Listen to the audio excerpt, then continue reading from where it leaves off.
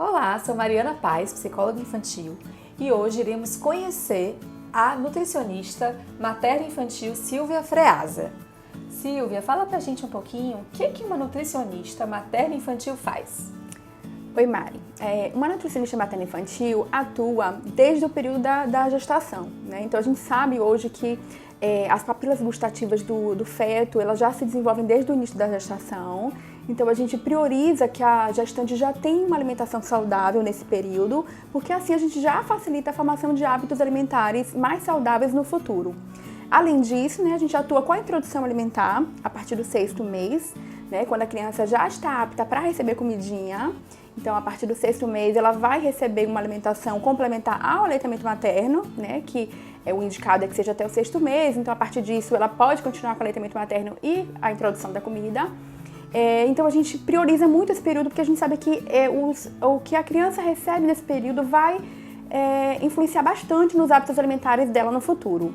E além disso, né, a gente dá continuidade com o período da adolescência, onde existe uma demanda muito grande, assim como na infância, uma demanda muito grande de nutrientes para um crescimento e desenvolvimento adequado. Silvia trabalha aqui com a gente na equipe de atendimento a famílias e crianças e vai somar com esse trabalho tão interessante e tão importante para todo mundo. Uma pergunta interessante que eu acho que é dúvida de muitas famílias e que eu tenho recebido muitas demandas nesse sentido são de crianças que têm muita dificuldade em experimentar e aceitar novos alimentos, dificuldades também de comer bem, de comer alimentos saudáveis e que apresentam também uma seletividade alimentar muito importante. Queria ouvir de você, Silvia, como é que você tem percebido isso e como é que a nutrição trabalha nesse aspecto? Então, a gente tem trabalhado primeiro de forma preventiva, porque a gente sabe que uma introdução alimentar bem sucedida, como a introdução de alimentos variados no início da vida, quando a criança começa a comer, ela previne, ela não vai fazer com que essa seletividade ela não ocorra, porque ela é comum na infância, né? No período de 2, 3 a 6 anos é comum a seletividade, mas a gente pode reduzir com uma introdução adequada. Quando a seletividade já está instalada, então é importante que a gente envolva principalmente a criança de forma lúdica, porque dessa forma a gente tem observado que a criança ela consegue vencer essa barreira da seletividade de forma mais tranquila, né? Porque comer é para ser um momento de paz e não um momento realmente de transtornos. Então é importante que a família envolva a criança, levando a criança para feiras, para supermercados, ou ainda fazendo com que a criança passe a se servir na hora do almoço ou na hora das grandes refeições, como o jantar, por exemplo. Além disso, envolver a criança no processo de cozinhar também, né? Na preparação de lanches ou de algum tipo de receita que seja fácil, prática, que a criança consiga ter autonomia para participar daquela preparação. Então a gente sabe que quando a criança ela vence essa barreira da seletividade, a gente consegue apresentar novos alimentos e assim formar hábitos alimentares saudáveis, que eu acho que é a nossa principal missão, a nossa principal meta. Pensando em comportamentos alimentares, Silvia, eu tenho percebido o quanto que a psicologia e a nutrição, elas formam uma interseção, elas estão diretamente relacionadas. Porque a forma com que aquela criança e aquela família lidam com a alimentação, as horas das refeições, a escolha dos alimentos, é algo também que interfere diretamente sobre aspectos emocionais e psicológicos, sim, né? Tanto dessa criança quanto dessa família. Sim. Como é que você faz? Como é que lida? A nutrição faz como nesse momento? Por isso que é tão importante que na consulta a gente mostre aos pais, né, ao cuidador que acompanha a criança na consulta, que as mudanças elas não são somente da criança, né? Quando uma criança está, por exemplo, com excesso de peso, existe algo que a família precisa mudar nos seus hábitos de vida. Então, aumentar, por exemplo, a atividade física, isso pode ser importante, pode ser um momento de lazer, né? Que a criança não precisa fazer atividade física sozinha, ela pode fazer atividade física, que a atividade física também faz parte desses hábitos saudáveis de vida. Então, esse momento pode ser compartilhado com a família. Da mesma forma que as refeições, o ideal é que elas fossem compartilhadas também entre a família, mas que fossem alimentos saudáveis, né? A ideia é que não seja o compartilhamento de alimentos que não sejam saudáveis, porque aí a gente não vai ter o exemplo desses pais, né? Então, uma das principais coisas que a gente trabalha é que os pais sejam um exemplo para os filhos, né? Então, essas crianças que estão com excesso de peso, normalmente eles têm como exemplo pais que também não têm uma alimentação saudável. Então, por isso que eu falo sempre da importância de trabalhar com a família, né? Então, a família precisa introduzir hábitos alimentares saudáveis.